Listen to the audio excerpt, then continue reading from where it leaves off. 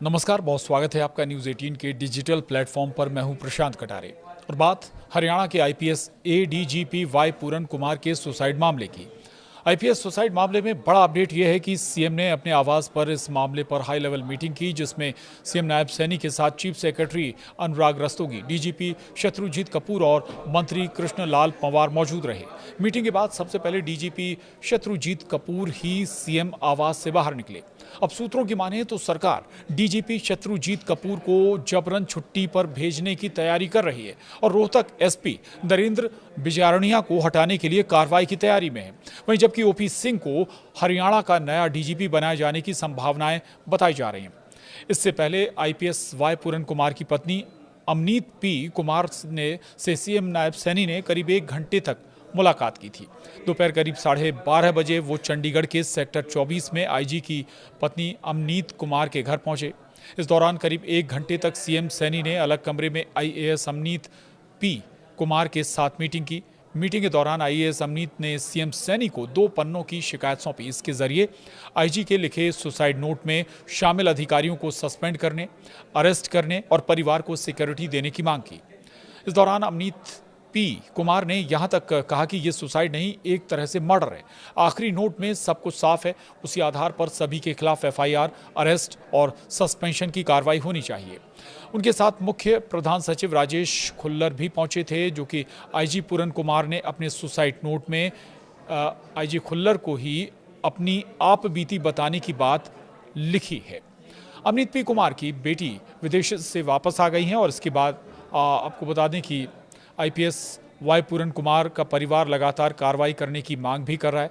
सूत्रों के मुताबिक जापान से चंडीगढ़ एयरपोर्ट पर पहुंचे लैंड होते ही सीएम सैनी ने डीजीपी शत्रुजीत कपूर से एयरपोर्ट पर ही मुलाकात की थी और सीएम ने डीजीपी से आईपीएस सुसाइड मामले की पूरी रिपोर्ट भी मांगी थी।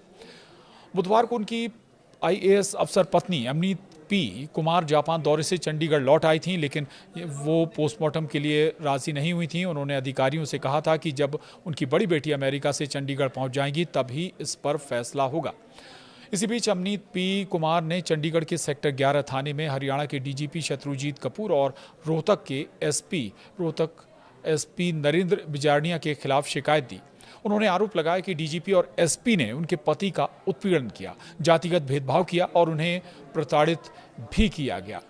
ये तमाम आरोप लगाए गए अमनीत पी के जरिए।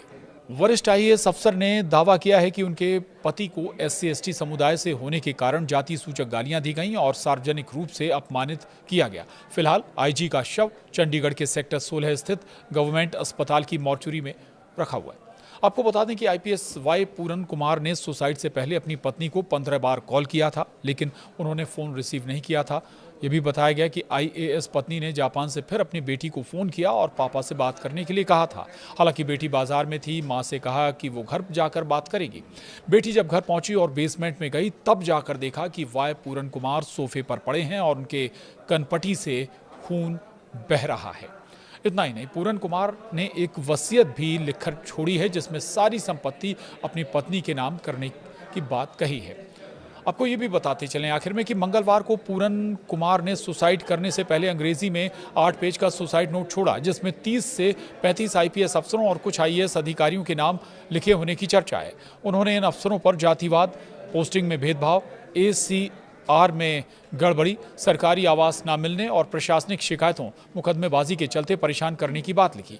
डीजीपी रैंक के एक अधिकारी पर बेवजह नोटिस भेजकर परेशान करने का आरोप भी उन्होंने लगाया था। हालांकि अब इस मामले पर खुद मुख्यमंत्री ने संज्ञान लिया है। एक्शन क्या होगा ये जरूर देखना होगा।